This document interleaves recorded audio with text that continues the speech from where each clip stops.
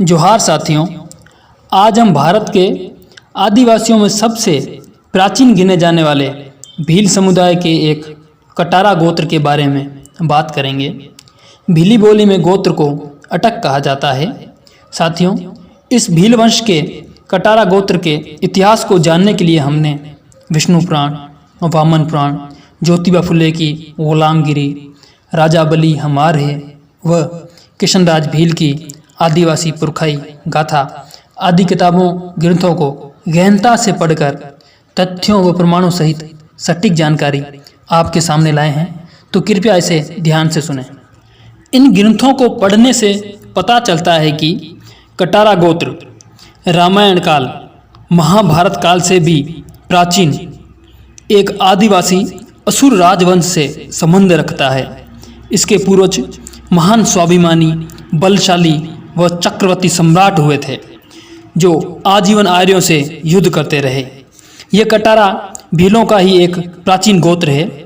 इस वीडियो में हम मुख्य रूप से कटारा गोत्र की उत्पत्ति व कटारा शब्द कहाँ से आया, कटारा नाम कैसे पड़ा, इनके महान पूर्वज कौन थे जानेंगे।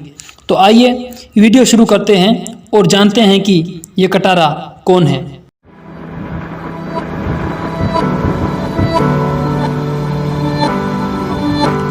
प्राचीन समय में भारत भूमि पर एक आदिवासी राजा हिरण्यकश्यप हुए थे, जिनकी ख्याति चारों दिशाओं में फैली थी।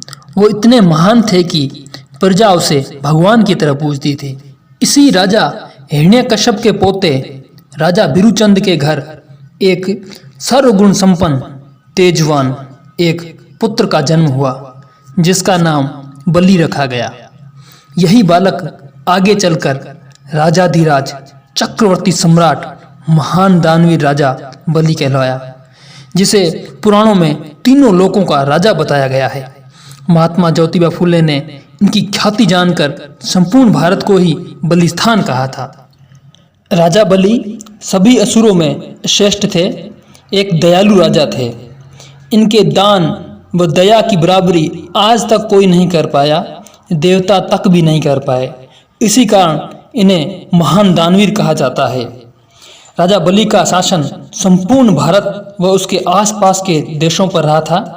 पुराणों आदि ग्रंथों में राजा बलि को त्रिलोकी का स्वामी तक बताया गया है। इनके राज्य संचालन व न्यायप्रियता से पूरी प्रजा प्रसन्न रहती थी। वह बलि को भगवान की तरह पूजती थी। राजा बलि की इतनी ख्याति, लोकप्रियता विष्णु आदि देवताओं को सहन नहीं हो पाई और एक षड्यंत्र रूपी विष्णु वामन बनकर बलि से दान मांगने चला आया। बलि सब जानते हुए भी अपना संपूर्ण साम्राज्य विष्णु को दान दे दिया। बलि का इतना बड़ा हृदय था।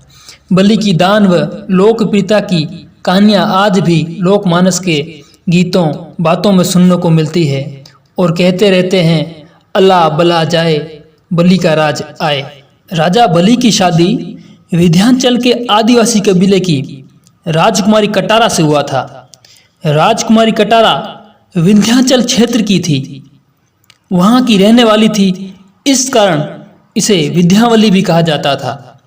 राजा बलि की इसी रानी कटारा की औलाद कटारा कहलाई। आज जो भीलों का कटारा गोत्र है, वो इसी रानी कटारा व राजा बलि के वंशज है।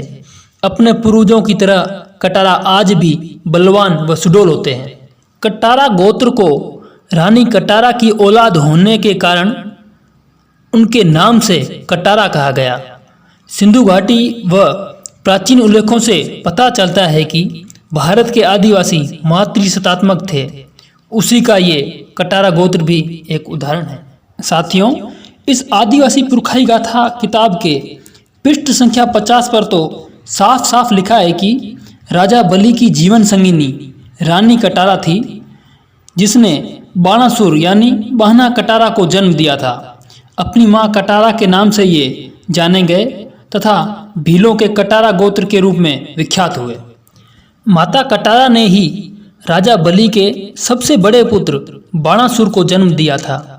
इस कारण सबसे पहला कटारा राजा बाणासुर कहलाया, जो आगे चलकर महान राजा हुए। ग्रंथों में लिखा है कि भगवान शिव भी बाणासुर के साम्राज्य के पहरेदार थे। राजस्थान के भरतपुर जिले का बयाना नगर कभी बाणासुर नगर कहलाता था। वहाँ इनका किला व अपनी बेटी उषा की लाट भी थी, जिसके अवशेष आज भी मिलते हैं। विष्णु पुराण में लिखा है कि राजा बलि के 100 पुत्र थे, जिनमें सबसे बड़ा बाणासुर था।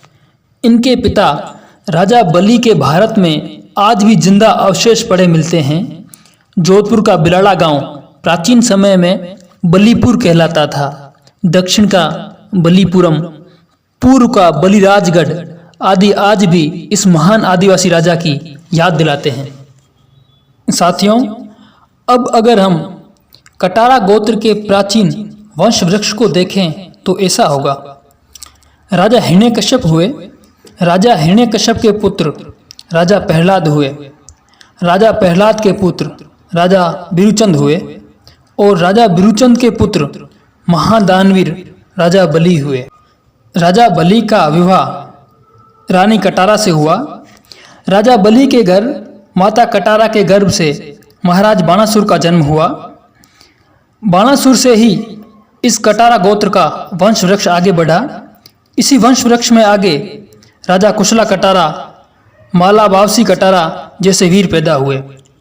राजस्थान में आदिवासी भील माला बावसी कटारा को आज तक पूजते आ रहे हैं तथा अपने भजनों, गायनों, गीतों में इनकी वीरता, यश का गुणगान करते रहते हैं।